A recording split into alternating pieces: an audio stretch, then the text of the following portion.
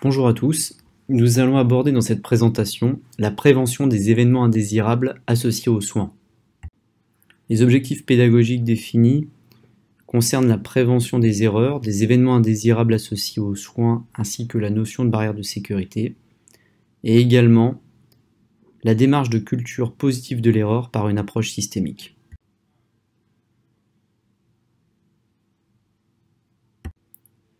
Nous suivrons le plan suivant avec quelques définitions rapides qui sont déjà évoquées dans d'autres présentations. Nous insisterons plus longtemps sur la culture de la sécurité et la déclaration des erreurs, la notion de barrière de sécurité, la gestion des plaintes et des réclamations, le suivi, et un point sur l'aspect juridique et l'indemnisation de l'erreur. L'événement indésirable associé aux soins concerne tout incident préjudiciable à un patient hospitalisé survenu lors de la réalisation d'un acte de prévention, d'une investigation ou d'un traitement. Une autre définition qu'il faut connaître est la notion d'événements porteurs de risque, les EPR, ou ce qu'on appelle également les presque accidents. Et un mot sur la violation ou faute, c'est-à-dire le non-respect délibéré d'un protocole, d'une procédure validée ou d'une recommandation.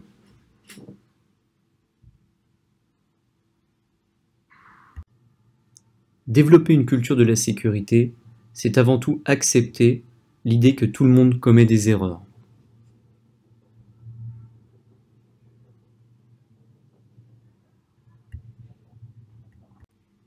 L'approche systémique permet d'appréhender et d'analyser les multiples facteurs contributifs des événements indésirables. Dans l'analyse d'une situation, comparée à l'approche culpabilisante, l'approche systémique aura plus de chances de se traduire par la mise en place de stratégies permettant de diminuer la probabilité de reproduire les mêmes erreurs et la promotion d'une culture de la sécurité en santé. Il est important non seulement de prendre en charge le patient ainsi que les autres patients éventuellement concernés par l'erreur. Le niveau d'information du patient et de ses proches est fondamental. Accompagner les équipes responsables de l'erreur, c'est le concept de seconde victime. Analyser les événements et préparer et l'institution et les personnes soignantes concernées aux éventuelles conséquences juridiques et ou médiatiques. La culture de la sécurité s'appuie surtout sur le retour d'expérience, basé sur la connaissance de l'erreur, l'analyse, c'est-à-dire comprendre cette erreur, quels sont les plans d'action mis en place pour ne pas reproduire cette erreur, et surtout diffuser et partager les actions mises en place. La déclaration et l'analyse des événements indésirables permettent, à partir des erreurs faites, d'apprendre aussi bien à un niveau individuel qu'au niveau d'une organisation. L'un des obstacles à l'apprentissage par l'erreur est constitué par une culture de culpabilisation motivée par la recherche d'un coupable. Développer une organisation apprenante et faire changer le système nécessite donc une approche systémique. Développer une culture de la sécurité nécessite une déclaration exhaustive des événements indésirables associés aux soins. Il faut donc encourager ces déclarations et donc créer un climat de confiance afin de faciliter ces différentes déclarations. Organiser un feedback, faciliter les différentes procédures de déclaration comme les FEI, fiches des événements indésirables, et développer des retours d'expérience à travers les revues Morbi-Mortalité ou Retex, retour d'expérience. Une fois l'erreur déclarée, il faut évaluer la gravité de cette erreur. Plusieurs critères de gravité peuvent être analysés. Évaluer le prolongement d'une hospitalisation imputable à cette erreur ou un transfert du patient dans une unité de soins critiques, la nécessité d'une intervention chirurgicale pour corriger l'erreur, ou des séquelles graves, voire un décès. Enfin, on peut identifier des événements inacceptables, par exemple une erreur de côté en chirurgie orthopédique, des erreurs de prescription ou d'administration médicamenteuse, le suicide d'un patient par défenestration, des erreurs transfusionnelles, le mauvais positionnement d'une sonde nasogastrique, l'erreur d'identité d'un patient.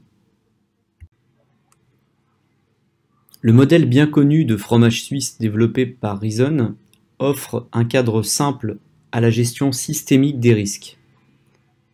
L'idée générale du modèle est qu'un système complexe met en jeu beaucoup d'acteurs et de ressources, chacun d'eux ayant des faiblesses mais aussi des forces en matière de sécurité. Ce modèle distingue trois types de plaques. Les acteurs des plaques relatives à l'organisation, à la conception et au management peuvent compromettre des erreurs latentes, en ce sens qu'elles ne touchent pas directement le patient, mais faciliteront les erreurs de ceux qui sont au contact du patient. Les acteurs de première ligne, médecins et soignants, qui interagissent directement avec le soin, peuvent commettre des erreurs patentes avec des conséquences immédiates pour le patient. Les défenses en profondeur ou barrières de sécurité du système qui sont pensées pour bloquer et récupérer les erreurs patentes. Ce modèle renvoie aussi à d'autres aspects fondamentaux de la gestion des risques liés aux facteurs humains et organisationnels, déjà abordés dans une autre présentation. L'analyse des erreurs doit être réalisée le plus tôt après l'événement, de manière pluriprofessionnelle, en gardant à l'esprit une analyse factuelle de la chaîne des événements ayant conduit à l'erreur. Une analyse approfondie des causes ayant conduit à cet événement indésirable. Et enfin, prévoir un retour d'expérience et valider de manière collective les mesures correctives adaptées. Pour ce faire, la Haute Autorité de Santé recommande la réalisation de CREX, c'est-à-dire de comités de retour d'expérience, ou de RMM, les revues de morbimortalité, en utilisant la méthode ALARME pour l'analyse de ces événements. La méthode ALARME va s'intéresser a posteriori aux différents facteurs ayant conduit à l'erreur. On regroupe ces différents facteurs en 7 catégories. Les facteurs liés à l'équipe de soignants, aux patients, à l'organisation et au management du service, au contexte institutionnel, à l'environnement de travail, aux tâches à accomplir et au glissement de tâches, et enfin aux soignants. Vous retrouvez sur cette diapositive les différents items plus détaillés de cette méthode ALARME.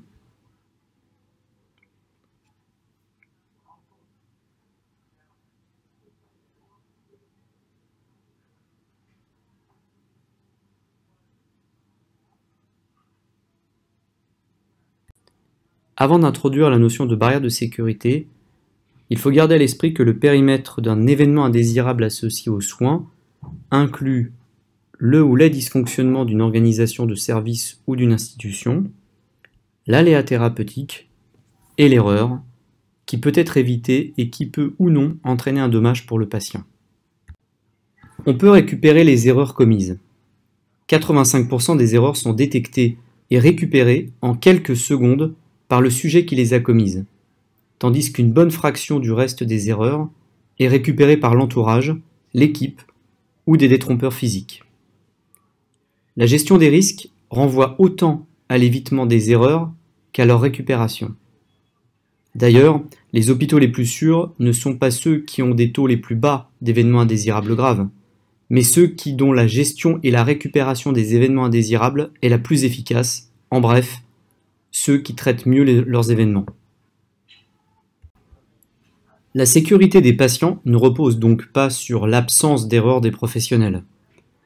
Il s'agit plutôt d'identifier ces erreurs pour trouver des solutions, appelées aussi barrières, chargées d'empêcher leur récidive, ce sont les barrières de prévention, ou à défaut, d'en limiter les conséquences. On parle alors de barrières de récupération et d'atténuation.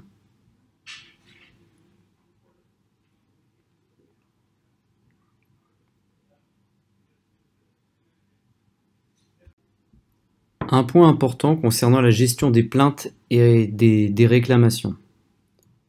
La durée de prescription est de 10 ans, à compter de la consolidation du dommage depuis la loi du 5 mars 2002.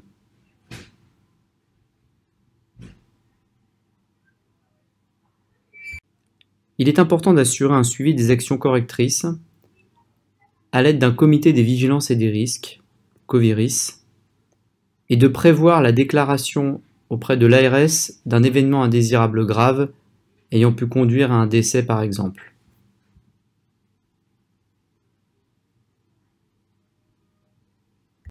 Concernant l'indemnisation des erreurs, avoir à l'esprit que l'analyse par CREX ou RMM ne doit pas être utilisée à des fins juridiques.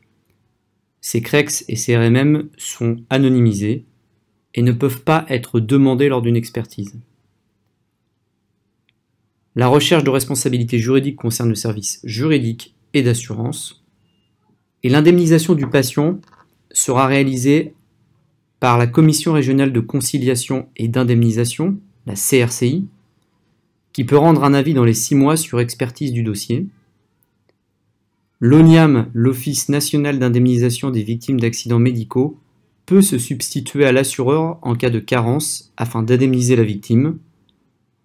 Et si la CRCI juge que l'erreur résulte d'un aléa thérapeutique, l'ONIAM versera l'indemnité au patient. Pour terminer, la déclaration des erreurs médicales est importante pour la transparence et la prévention des risques. Il est toujours grave de ne pas déclarer une erreur ou de falsifier des données. L'analyse des erreurs médicales doit conduire à des actions correctrices.